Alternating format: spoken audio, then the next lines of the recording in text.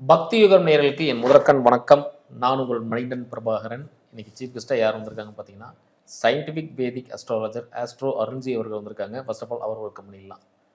வணக்கங்க ஐயா. வணக்கம் வணக்கம். எப்படி இருக்கீங்க? நல்லா இருக்கேன். நீங்க நல்லா இருக்கீங்களா? நல்லா இருக்கேன். ரொம்ப நாள் ஆயிடுச்சு இன்டர்வியூ பண்ணி. ஆமாங்க. ஆமா, நம்ம வந்து இந்த ராகு கேது பயிற்சிகளை பற்றி பேசலாம், மக்களுக்கு கொஞ்சம் நிறைய விழிப்புணர்வு கொடுக்கலாம்னு சொல்லி பேசியிருந்தோம்.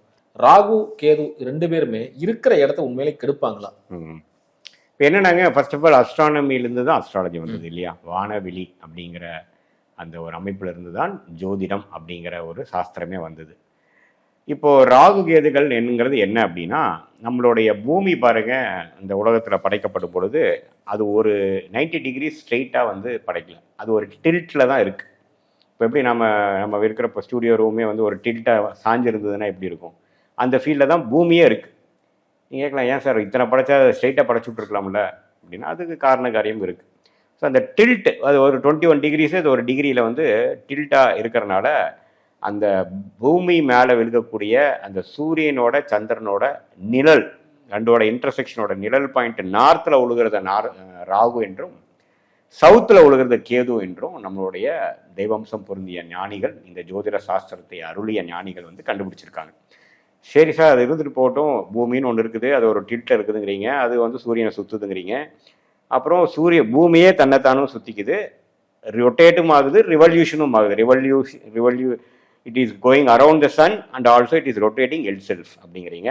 பூமிங்கிறது, பூமியை சுற்றுற ஒரே இயற்கை கோள் வந்து சந்திரன், அதுவும் கடவுளால் படைக்கப்பட்டது. அந்த சந்திரன் வந்து பூமியை சுற்றிட்டே மறைமுகமாக சூரியனையும் சுற்றுது. ஏன்னா எப்போ நம்ம சுற்றுற ஒரு ஆப்ஜெக்டே வந்து இன்னொரு ஆப்ஜெக்டை சுற்றும் பொழுது ஆட்டோமேட்டிக்காக தெரியாமல் நாமளும் சுற்றிடுவோம் இல்லையா?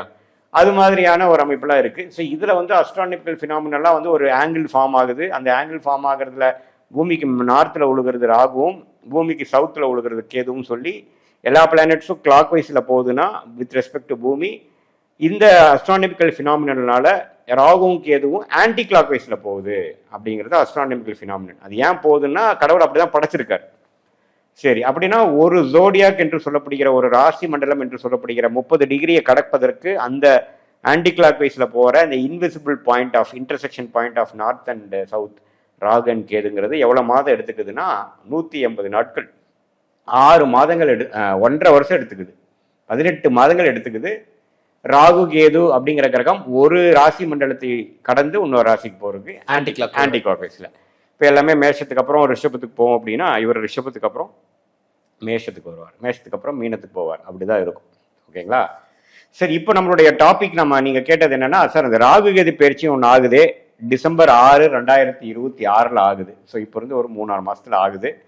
அது வந்து பெரிய தாக்கத்தை முதல் கொடுக்குமா, அதை பற்றிலாம் நம்ம பேசணுமா அப்படின்னா கண்டிப்பாக பேசணும். ஏன்னா சனிக்கு அடுத்தபடியாக குரு பயிற்சிக்கு மேலாக, சனிக்கு அடுத்தபடியாக குருவோட இன்னும் கொஞ்சம் முக்கியத்துவம் அதிகமாக இருக்கக்கூடிய ஒரு பயிற்சி தான் ராகு கேது பயிற்சி. ஏன்னா குரு 1 வருஷம் எடுத்துக்கிறார், சனி 2.5 வருஷம் எடுத்துக்கிறார். ஆனால் ரெண்டுக்கு நடுவாலே ஒரு 1.5 வருஷம் எடுத்துக்கிறார் ராகு கேது. சரி, அது ஒரு பாயிண்ட். 2வது பாயிண்ட், ராகு கேதுன்னா என்னன்னா, என்னதான் அது ஒரு திடப்பொருளாக இல்லைனாலும், it doesn't have any mass, it doesn't have any chemical. குருக்கு ஒரு கெமிக்கல் இருக்கிற மாதிரி, சனிக்கு ஒரு கெமிக்கல் இருக்கிற மாதிரி ராகு கேதுக்கு கெமிக்கலே கிடையாது. ஏன்னா அது ஒரு இன்விசிபிள் பாயிண்ட். நீங்கள் ராக்கெட் எடுத்துகிட்டு போய் ராகு கேதுவை பார்த்துடலான்ட்டு போனீங்கன்னா பார்க்க முடியாது. ஏன்னா அப்படி ஒன்றுமே இருக்காது. ஏன்னா அது ஒரு ஜாமெட்ரிக்கெலாம் நம்ம ஒரு பிளாட் பண்ணுறது தான் அது. ஆனால் அது நம்ம ஞானிகள் கண்டுபிடிச்சிருக்காங்க. அது வந்து இந்த பூமியில் வாழக்கூடிய ஜீவராசிகளை அது கண்ட்ரோல் பண்ணுது.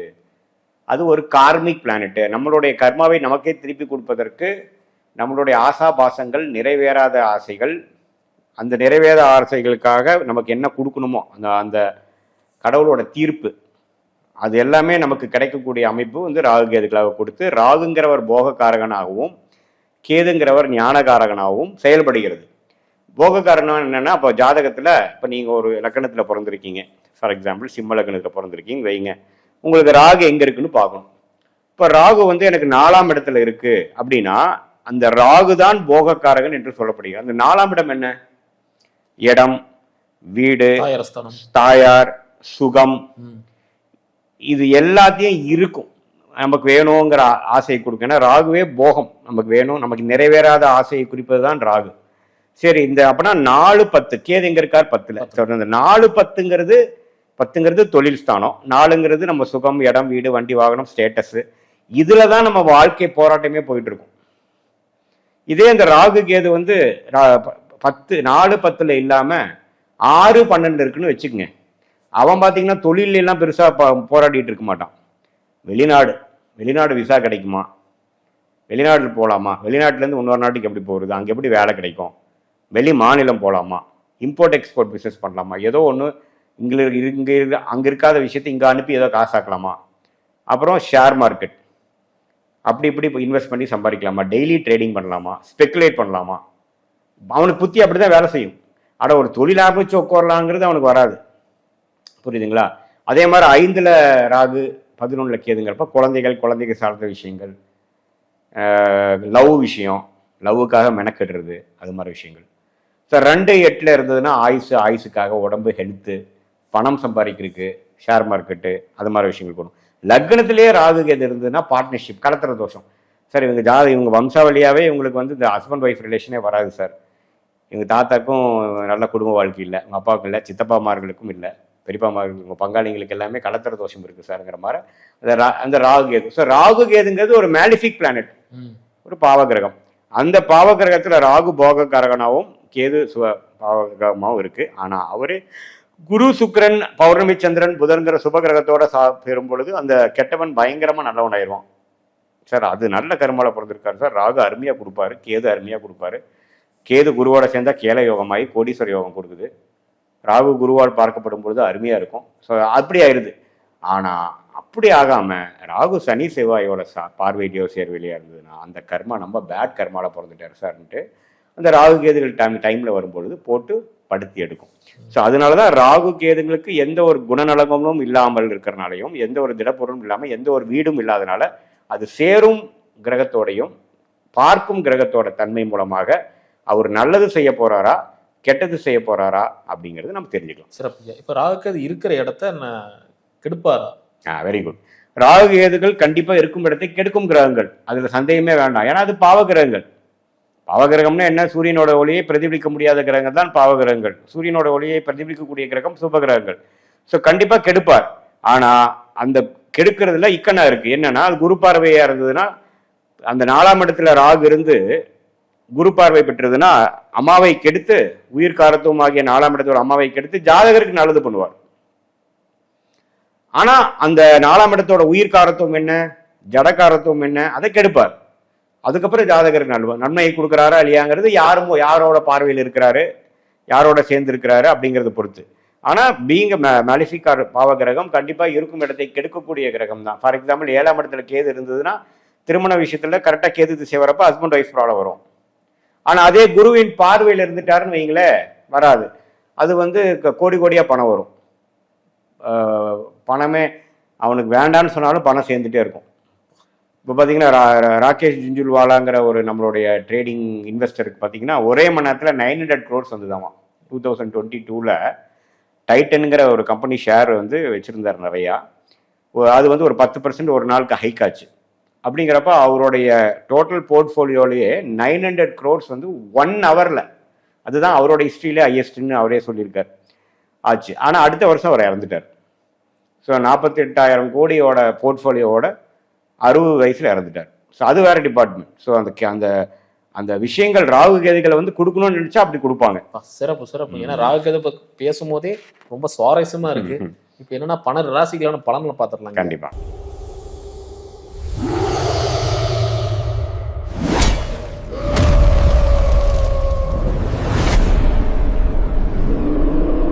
ஐயா, இப்போ நம்ம பார்க்கக்கூடிய ராசி ரிஷப ராசி. ரிஷப ராசிக்கு 3ஆம் இடத்துல கேது, 9ஆம் இடத்துல ராகு. ஸோ எந்த வித பலன்கள் இருக்கு அப்படின்னு சொல்லுங்க. கண்டிப்பா இந்த போகக்காரகன் என்று சொல்லப்படுகிற ராசி 9ஆம் இடத்துக்கு வரார். ஞானத்தை கொடுக்கக்கூடியவர் 3ஆம் இடத்துக்கு வரார். இதுவரை 10 நாள்ல இருந்தவர் 9-3 வருவது நல்ல மாற்றம். எது மாதிரி மாற்றம்னா கொஞ்சம் ஆக்டிவிட்டி கம்மியாகும், கொஞ்சம் ப்ரொஃபஷனல் ஆக்டிவிட்டி, தொழில் வேலைன்னு அலைஞ்சிட்டே இருந்தது. டைட்டான ப்ராஜெக்ட்ல மாட்டின ஐடி பீப்புள், இந்த மீடியா துறையிலிருந்து ஒரு பெரிய ப்ராஜெக்ட்ல 5 காசு கிடைக்குதோ இல்லையோ பெரிய வேலைங்க, ராத்திரி பகலாக அலைஞ்சங்க. அது மாதிரி எதுவுமே வந்து குடும்பத்தில் டைமே ஸ்பெண்ட் பண்ண முடியல. ஒன்றா அம்மாவோட பிரச்சனை, இட பிரச்சனை, ஒரு இடத்தோடு இடம் மாறணும், லோன் அடைக்கிறதுக்காக சுற்றுறது, சேசிங்லேயே தான் இருந்தேன். ப்ரொமோஷன் பண்ணி அங்கே கொடுத்துட்டானுங்க, ஃபுல்லாக ஒரு சுற்றிட்டே தான் இருந்தேன். ப்ரெஷர் மேலே ப்ரெஷரு எல்லாமே இருந்தது. ஆனால் இப்போது ஆட்டோமேட்டிக்காக நமக்கு 10-4ங்கிற ஆக்சிஸ்லேருந்து 9-3ங்கிற ஆக்சிஸ்க்கு வந்துட்டார். 9-3ங்கிறது பாக்கியஸ்தானம், தைரிய வீரிய ஸ்தானம், மோகம் ஸ்தானம், ரிலாக்ஸான பண்ணுற ஸ்தானம். அப்படிங்கிறப்ப என்ன ஆகும் சார்? பழைய டைட் இல்லை சார், இப்போ வந்து கொஞ்சம் ஃப்ரீயாக தான் இருக்குது. இப்போ எனக்கு ஐடியில் இருக்கிறவங்க எனக்கு ஒரு கிளைண்ட் மாற்றி விட்டாங்க. அந்த கிளைண்ட் அவ்வளோ டிமாண்டிங்காக இல்லை, இப்போ ப்ராஜெக்ட் கம்மியாக தான் இருக்குது. இன்ஃபேக்ட் எனக்கு வந்து இப்போ ஃப்ரீயாக தான் இருக்கேன் நான். அதே மாதிரி வியாபாரத்தில் ஆளுங்களாக செட் பண்ணி விட்டேன். எனக்கு ஒரு நல்ல மேனேஜர் கிடச்சிருக்கான், அவன் பார்த்துக்கிறான், நான் கொஞ்சம் ஃப்ரீ ஆகிட்டேன் அப்படின்னு கோயில் பிக்னிக்கு ட்ரிப்பு ஃபேமிலியோட ஸ்பெண்ட் பண்ணுறது, ஃப்ரெண்ட்ஸோட சோஷியலைஸ் பண்ணுறது. ஏன்னா அந்த குரு வந்து 3ஆம் இடத்துல வந்து கேதுவோட சேர்ந்து 7ஆம் இடத்தை பார்க்குறார், அந்த ராகுவே பார்க்குறார். 7ஆம் இடங்கிறது ஃப்ரெண்ட்ஸு, பழைய லைஃப். அப்போ கேட்பாண்டா 2-3 வருஷமா நீ ஆளே காணோம், இப்போ தான் நாங்களாக இருக்கிறேன்னு தெரிஞ்சுதாண்டி இப்போ வருவான். இல்லைடா நான் ட்ரான்ஸ்ஃபர் ஆகி அங்கே போயிட்டேன், எங்கள் ஒர்க்கில் ரொம்ப ப்ரெஷராக இருந்தது, வர முடியல, இப்போனாச்சும் வந்தனே அப்படிம்பாங்க. இப்போ உடைய ரீசெண்டாக ஒரு கெட் டுகெதர் நான் போனாங்க, 5 வருஷம் கழிச்சு 7 வருஷம் கழிச்சோம், இப்போ தான் வரான். என்னப்பா 7 வருஷமா என்னென்னா அது அப்படி இல்லை, சூழ்நிலை அப்படி இல்லைன்னு ஒரே வார்த்தை, அவ்வளோதான். அவங்களுக்கு அப்போ தான் என்ன ஆகிருக்கும், அவங்க ராசிக்கு பயிற்சிகள் ஏதோ ஆகிருக்கும். ஸோ அப்போ தான் அவங்க ஃப்ரீயாக இருக்காங்க. ஸோ அப்படிங்கிற பார்த்தீங்கன்னா இது என்ன மாதிரி கொடுக்குன்னா ரிஷபராசிக்கு ஒரு ரிலாக்ஸ் லைஃப் கொடுக்கும். அப்பா சார்ந்த விஷயத்தில் சில ஹெல்த் இஷ்யூஸ் கொடுக்கலாம். பூர்வீகத்தில் இருக்கக்கூடிய சொத்துக்கள் மூலமாக கொஞ்சம் ஆதாயம் பண்ணலான் இருக்கும். வேலைன்ட்டு தொழில்னே பண்ணாமல் சைடில் கொஞ்சம் பணத்தை வெளியிலேருந்து எடுத்து கொஞ்சம் ஏதோ நம்ம பேக்ரவுண்டுக்கு ஒரு வசதி வாய்ப்புகளுக்காக ஒரு வீடு கட்டுறது, ஒரு நகை நட்டி வாங்குறது, ஒரு வீட்டில் ஒரு மாடர்ன் கிச்சன் பண்ணுறது, ஒரு ஏசி போடுறது, மேலே ஒரு வீடு கட்டுறது, அது மாதிரி ஏதோ ஒரு ரிலாக்ஸான விஷயங்கள் செய்வது. திடீர்னு ஏதோ ஒரு பேக்கேஜ் ட்ரிப்பில் புக் பண்ணிவிட்டு அம்மா அப்பாவை வந்து காசி ராமேஸ்வரம் கூப்பிட்டு போகிறது. இது வரைக்கும் நம்ம நினச்சே பார்க்காம வேலைன்னு சுற்றிட்டு இருந்தது எல்லாமே கிடைக்கும். ஏன்னா ஆல்ரெடி அந்த அளவுக்கு போஸ்டிங் கொடுத்துருப்பார். அந்த அளவுக்கு நம்ம போய் எஸ்டாப்ளிஷ் பண்ணி இனிமேல் நம்ம வந்து அப்படியே மெயின்டைன் பண்ணால் போதுங்கிற அளவுக்கு ஒரு நல்ல தருணத்தை வேலையில் இருக்கிறவங்க, தொழில் இருக்கிறவங்க, சீனியர் சிட்டிசன் பார்த்தீங்கன்னா ஃபைனலாக லாஸ்ட் 2 இயர்ஸ் இருந்து ஒர்க் பண்ணி ரிட்டையர்மெண்ட் ஆகி இப்போ நான் ஃப்ரீயாக இருக்கேன், இப்போ எனக்கு ஒன்றும் பிரச்சனை இல்லை அப்படிங்கிற மாதிரி ஒரு அமைப்பு. அதே மாதிரி இல்லத்தரசிகள் பார்த்தீங்கன்னா மாமனாருன்னு ஒரே வேலையாக பண்ணிட்டு இருந்தேன் நான். இப்போ நான் ஸ்கூல் எஜுகேஷனுக்காகவோ இவரோட டிரான்ஸ்ஃபருக்காகவோ ஊர் விட்டு ஊர் வந்து இப்போ எந்த பிரச்சனையும் இல்லாமல் ஹவுஸ் ஒய்ஃபாக நிம்மதியாக இருக்கேன். இப்போ நான் யாருக்கும் மெனக்கிட வேண்டியதில்லை, எனக்குன்னு ஒரு ஸ்பேஸ் இருக்குது, எனக்கு பிடிச்சதை நான் பண்ணிட்டு இருக்கிறேன் அப்படிங்கிற மாதிரி ஒரு நல்ல ஓய்வை கொடுக்கக்கூடிய ஒரு காலகட்டமாக ரிஷபராசிக்காரர்களுக்கு வருகிறது. சிறப்புங்க. இப்போ 3ஆம் இடத்துல வரதுனால அந்த டாக்குமெண்ட்ல அது பிரச்சனை ஆகுமா? இல்லை, அப்படிலாம் கிடையாதுங்க. இப்போ 3ஆம் இடம் அப்படிங்கிறது வந்து கம்யூனிகேஷன் அது மாதிரி விஷயத்துல கேது இருக்கிறது வந்து நம்ம சரராசிலேயே கேது இருக்கும் பொழுது அது 3ஆம் இடமா வரும் பொழுது ஷார்ட் ஜேர்னிஸ் கொடுக்கும், பக்கத்தில் போயிட்டு வர்றது கொடுக்கும், அது மாதிரி விஷயங்கள்லாம் கொடுக்கும். என்ன இடம் வீடு ஏதோ வாங்கியிருந்தீங்கன்னா விற்கலாம். இப்போ 4க்கும் 3ஆம் இடம் வந்து விரயம் 12ஆம் இடமா வரனால இப்போ ஏன் எப்படி ஒரு ரிலாக்ஸான டைம், ஒரு ஃப்ரீயான டைம் கிடைக்குதுன்னா நம்ம ஏதோ ஒரு இடம் வச்சு அதை விற்கலான்னு பார்த்து அந்த வர பணத்தை வச்சு சில கடன்லாம் அடைச்சி கொஞ்சம் செட்டில் ஆகி நமக்கு குழந்தைகளுக்கு வேணுங்கிற எஜுகேஷனுக்கும் சில செலவுகளுக்கும் சில இன்வெஸ்ட்மெண்ட்டுக்கும் பண்ணலான்னு ட்ரை பண்ணுவோம். அந்த ரேட்டே கிடைச்சிருக்காது. ஏன்னா 4ல் ராகு இருந்து அதை பாதிப்பே கொடுத்துட்டு இருந்திருப்பார், லீகல் இஷ்யூ கொடுத்துருப்பார். இப்போ விற்கலாம். இப்போ விற்று நல்ல காசு வந்தது சார், இருக்கிற கடனையே அடைச்சிட்டேன், நகை கடனை அடைச்சிட்டேன், இப்போ டென்ஷன் இல்லை, இப்போ கொஞ்சம் ஃப்ரீயாக இருக்கிறேன், ஆனால் இடம் போயிடுச்சு, ஆனால் இப்போ நான் ஃப்ரீயாக இருக்கேன் அப்படிங்கிற அமைப்பை கொடுப்பார். ஸோ எப்பவுமே வந்து ராகுகள் 3, 9, 6, 12 அது மாதிரி இடத்துலலாம் கொஞ்சம் மறைவு ஸ்தானத்தில் போய் கொஞ்சம் உட்காந்தாங்கன்னா நமக்கு அந்த போகக்காரகனாகிய ராகு வந்து கொஞ்சம் அடங்குவார். இது 10ங்கிறது கர்மஸ்தானத்தில் போய் உட்காந்தாருன்னா என்ன பண்ணுவோம், வேலையை பண்ண வைப்பார். இப்போ 9ங்கிறது என்னங்க, பாக்கியஸ்தானம். அப்பாக உடல்நிலை, அப்பா சம்மந்தப்பட்ட விஷயத்துல தான் பிரச்சனை வருமே ஒழிய ஜாதகருக்கு வந்து கொஞ்சம் ஆக்டிவிட்டி கம்மியாகும். ஸோ பொறுமையாக இருக்கக்கூடிய அமைப்புகள் இருக்கும். ராகு கேதுகள்னால பிரச்சனை இல்லை. ஆனால் சனி ஏப்ரல் 2027க்கு அப்புறம் விரைய சனி ஸ்டார்ட் ஆக போது, 7 நாட் சனி ஸ்டார்ட் ஆக போது ரிஷபராசிக்காரர்களுக்கு. ஸோ இது மூலமாக சுப விரயங்கள் செய்கிறது, ஏதோ ஒரு இருக்கிற ப்ராப்பர்ட்டி வித்து ஒரு இன்வெஸ்ட் பண்ணுறது, ஷேர் மார்க்கெட்டை இன்வெஸ்ட் பண்ணுறது, செலவுகள் நிறையா பண்ணுறது, இப்போ நான் சொன்ன மாதிரி வெளிநாடு போகிறது, கொஞ்சம் ரிலாக்ஸ் பண்ணுறதுங்கிற மாதிரி சுப செலவுகள் நிறையா பண்ணக்கூடிய பருவம் வந்து ஸ்டார்ட் ஆகிடும். எப்போ இருந்து 2027. ஸோ இந்த ராகுகேது பயிற்சியில் ஃபர்ஸ்ட் ஹாஃப் வந்து நல்ல ஒரு ஃப்ரீயான ஒரு அமைப்பும், செகண்ட் ஹாஃப்ல இருந்து அடுத்த லெவல் வாழ்க்கையில முன்னேறுவதற்கான படிநிலைக்கு போவதற்கான செலவுகள், சுப விரயங்கள், அது மாதிரி விஷயங்கள், அது வீடு கட்டுறதா இருக்கலாம், ஒரு வண்டி வாகனம் பழைய வண்டி கொடுத்து புது வண்டி வாங்குறதா இருக்கலாம், அப்பாவுக்கு வேணுங்கிற சில செயல்களாக இருக்கலாம், குழந்தைக்கு எஜுகேஷன் லோனு போடுறதா இருக்கலாம், வெளிநாடு அனுப்புறதுக்காக செலவு பண்ணுறதா இருக்கலாம். இப்போல்லாம் காலேஜ் சேர்த்துட்டு கொஞ்சம் ஃபீஸாக வருதுங்க. வருஷத்துக்கு 10 லட்சங்கிறானுங்க ஈஸியாக. ஸோ அது மாதிரிலாம் விஷயத்துக்காக இப்போ தான் அவங்களாம் அந்த பருவத்துக்கு வந்து இப்போ தான் +2 முடிச்சு போகிறான் அப்படிங்கிற மாதிரி ரிஷபராசிக்காரங்களுக்கு செலவு வைக்கக்கூடிய அமைப்புகள் வந்து 2027 விரய சனி ஸ்டார்ட் ஆகிறனாலையும் குருவின் சேர்க்கை குருவின் பார்வை ராகுகேதுலேருந்து ஜூன் 2027 விலகிறனாலையும் இருக்கு. அதனால முதல் டிசம்பர் 6 2027 ஆகக்கூடிய ராகுகேது பயிற்சி ஒரு முதல் 6 மாதம் நல்ல பலன்களும் அதுக்கப்புறம் நிறைய விரயங்களை கொடுத்து வாழ்க்கையில் அடுத்த படிநிலைக்காக முன்னேறுவதற்கான முயற்சியில் நிறையா சுப விரயங்கள், இன்வெஸ்ட்மெண்ட், அலைச்சல்கள், பயணங்கள், தூர தேச பயணங்கள், டிராவலிங் ஜாப்ஸ், அது மாதிரிலாம் நிறையா கொடுக்கக்கூடிய அமைப்புகள் உண்டு. ஆரோக்கியம் சார்ந்த விஷயம் எப்படிங்க?